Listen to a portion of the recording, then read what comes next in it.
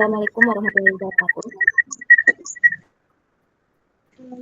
Selamat siang semuanya. Kami dari kelompok 4 akan mempresentasikan hasil penelitian kami yang berjudul meningkatkan kualitas dan produktivitas stroberi di Indonesia dengan pendekatan keteknikan pertanian.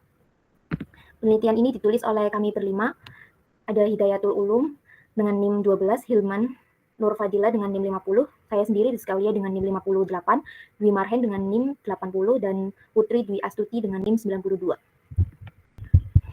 Selanjutnya, untuk memulai presentasi, untuk pendahuluan saya serahkan kepada Putri. Oke, terima kasih atas waktunya. Sebelum kita masuk untuk pembahasan lebih lanjut, izinkan saya untuk menjelaskan latar belakang dari paper kami. Yang pertama akan saya bahas adalah tentang stroberi atau Fragria ex ananasa, yaitu buah yang kaya akan vitamin dan gula yang menjadikannya buah eksotis dengan permintaan pasar yang terus meningkat. Di samping permintaan pasar yang terus meningkat tersebut menjadikan konsumen lebih peduli terkait kualitas buah stroberi itu sendiri. Namun, di samping kualitas stroberi pasca panen yang dipedulikan oleh konsumen, ternyata kualitas stroberi pasca panen tersebut dipengaruhi oleh beberapa faktor fisiologi seperti fotosintesis, respirasi, dan transpirasi yang dapat memperpendek masa simpan dan mengurangi kualitasnya.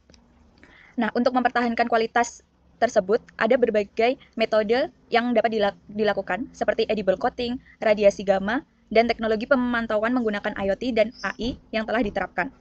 Oleh karena itu, tujuan dari paper kami ini adalah untuk mengeksplorasi hubungan antara fisiologi tanaman stroberi dan teknologi pasca panen, serta mengidentifikasi praktik terbaik yang dapat meningkatkan kualitas dan daya saing stroberi di pasaran. Selanjutnya untuk varietas stroberi di Indonesia akan dijelaskan oleh Ulum. Yang pertama ada Samarosa, yaitu jenis stroberi yang memiliki ukuran besar, manis, kandungan antosianin yang tinggi. Yang kedua ada Sweet Curly, yaitu stroberi yang tergolong dalam kelompok cultivar Sodrey yang menunjukkan bahwa pembungaannya dipengaruhi oleh cahaya dan suhu. Hasil panen dari Sweet Curly ini yaitu melimpah dan tahan kondisi lingkungan. Yang ketiga ada Rosalinda. Jenis stroberi Rosalinda ini memiliki ukuran lebih kecil dari stroberi yang umumnya dan memiliki kesamaan genetik tinggi dengan jenis Early Bread. Yang keempat ada Early Bread, yaitu jenis stroberi yang memiliki rasa manis yang seimbang organik. Oke, baik, yang pertama ada persyaratan produksi stroberi sendiri, yaitu yang pertama ada yang paling penting yaitu nutrisi, yaitu memiliki nutrisi yaitu N, P, K, C, A, M, G, dan mikronutrien, dan harus memiliki pupuk organik seperti vermikompos, kotoran ayam, pupuk kandang yang lebih ramah lingkungan. Yang kedua itu ada pengaruh suhu dan iklim. Suhu yang optimal untuk menanam stroberi itu yaitu pada suhu 12 derajat sampai 25 derajat Celcius. Namun pada suhu di bawah 5 derajat mempengaruhi pada stres dingin, yaitu dapat menurunkan produksi yaitu sekitar 20-30%. Yang ketiga ada kebutuhan air dan irigasi. Yang pertama adalah stroberi butuh irigasi yang optimal karena akarnya dangkal dan harus berlebih irigasi yang berlebih dapat menyebabkan busuk akar. Baik, selanjutnya terkait kondisi terkini dan tantangan stroberi di Indonesia. Stroberi merupakan salah satu varietas buah yang memiliki potensi besar untuk dikembangkan di Indonesia. Berdasarkan Badan Pusat Statistik tahun 2024, Indonesia pada tahun 2022 memproduksi stroberi sekitar 28.895 ton, tetapi mengalami penurunan pada tahun 2023 menjadi 27.721 ton, yang mana penurunan ini diakibatkan karena faktor lingkungan dan proses pendistribusian. Selanjutnya yaitu masalah utamanya. Yang pertama, harga fluktuatif karena rantai distribusi yang panjang. Hal ini mengakibatkan harga stroberi di pasaran selalu mengalami perubahan yang signifikan. Selanjutnya, pemasaran terbatas hanya antar kota. Hal ini karena stroberi memiliki ketahanan yang rendah sehingga mudah membusuk dan memiliki tekstur yang lunak. Untuk masalah yang ketiga yaitu ketahanan rendah, stroberi mudah busuk. Yang pertama ada waktu pemanenan. Waktu pemanenan terbaik buah stroberi yaitu pada saat sebelum jam 10 pagi dan dipetik dalam keadaan matang dengan warna merah penuh. Selanjutnya yang kedua yaitu penyimpanan dan pendinginan. Para pendinginan dilakukan dalam 1 jam setelah dipanen dan penyimpanan optimal yaitu pada suhu 6 derajat Celcius selama 6 hari untuk memperoleh kualitas stroberi yang baik. Baik, yang pertama ada warna buah. Warna buah antosianin yang memberikan warna merah yang khas, yaitu proantosianidin berkontribusi pada perkembangan warna buah sejak fase muda. Warna buah pada stroberi ini yang yang optimal yaitu pada merah cerah menandakan kepantangan yang optimal. Yang kedua ada ukuran dan bentuk. Stroberi umumnya memiliki bentuk yang menyerupai hati, namun terdapat berbagai variasi bentuk yang ditemukan seperti kerucut, berbiji panjang, kerucut panjang, dan bulat. Terus yang ketiga ada kadar gula. Kadar gula pada stroberi semakin tinggi maka rasanya akan semakin manis. Yang keempat ada tekstur. Tekstur buah itu tidak lembek namun segar. Yang kelima ada daya simpan. Daya simpan pada buah stroberi yaitu bertahan lama jika dalam kondisi yang optimal. Baik, selanjutnya adalah teknologi untuk meningkatkan masa simpan stroberi. Yang pertama adalah pemantauan kematangan dengan IoT dan AI. Algoritma yang digunakan pada pemantauan IoT dan AI ini adalah Deep Learning YOLO V3 yang dapat meningkatkan akurasi sebesar 98,27% dan mengurangi kerugian panen dari 30% menjadi 10%. Selanjutnya ada edible coating berbasis nanopartikel, yaitu lapisan tipis yang dapat dimakan dan mengandung nanopartikel yang diaplikasikan pada permukaan buah stroberi yang dapat meningkatkan masa simpan.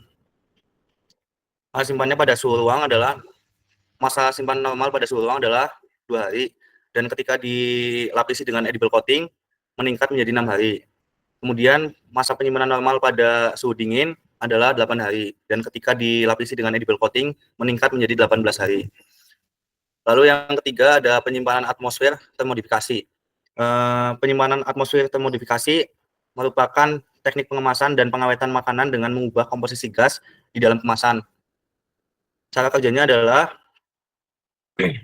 mengurangi kadar oksigen sebesar 5% sampai 10% dan meningkatkan kadar karbon dioksida sebesar 15 sampai 20% yang dapat menghambat respirasi sebesar 30%. Kemudian ada hidroponik aeroponik dengan LED.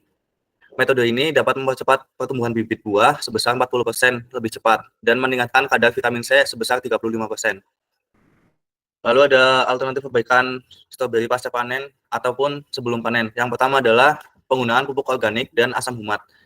Penggunaan pupuk organik dan asam humat dapat menaikkan hasil panen sebesar 47% dan meningkatkan kandungan TSS sebesar 18%.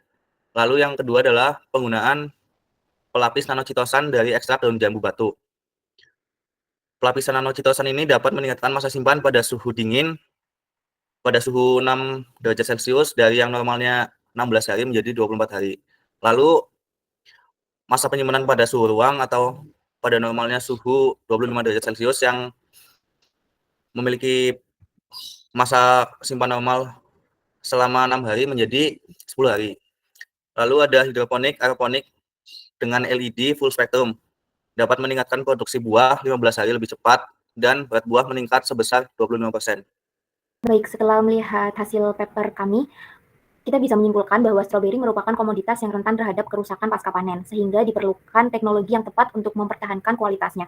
Teknologi modern seperti IoT, AI, dan edible coating dan penyimpanan atmosfer termodifikasi telah terbukti efektif dalam memperpanjang masa simpan stroberi. Implementasi metode modern seperti industri stroberi dapat meningkatkan daya saing stroberi Indonesia di pasar global.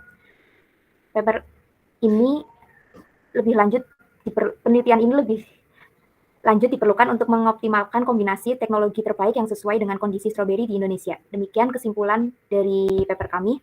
Sekarang kami membuka sesi tanya jawab. Jika ada yang ingin bertanya, silahkan angkat tangan.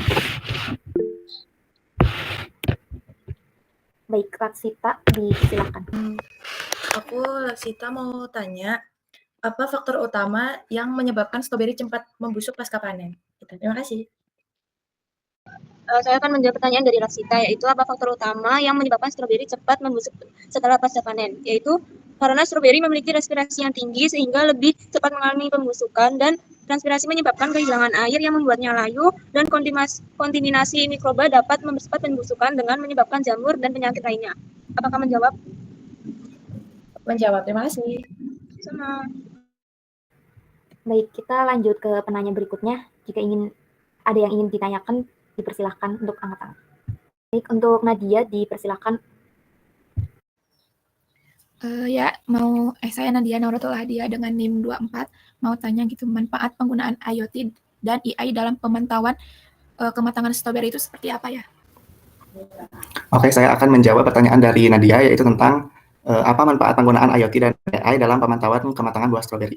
Jadi teknologi IoT dan AI itu dapat memungkinkan pematangan stroberi secara otomatis dengan akurasi lebih dari 98% dengan menggunakan teknologi algoritma deep learning YOLO V3. Hal ini membantu mengurangi kerugian panen dari 30% menjadi 10% karena stroberi bisa dipanen pada waktu yang tepat untuk mencegah kualitasnya dan untuk menjaga daya simpan stroberi itu sendiri. Apakah menjawab? Ya, menjawab. Terima kasih. Baik, apakah ada pertanyaan lagi? Mungkin jika tidak ada pertanyaan lagi, untuk kelompok 5 kami akhiri sesi presentasi kami dan tanya jawab kami. Kami tutup.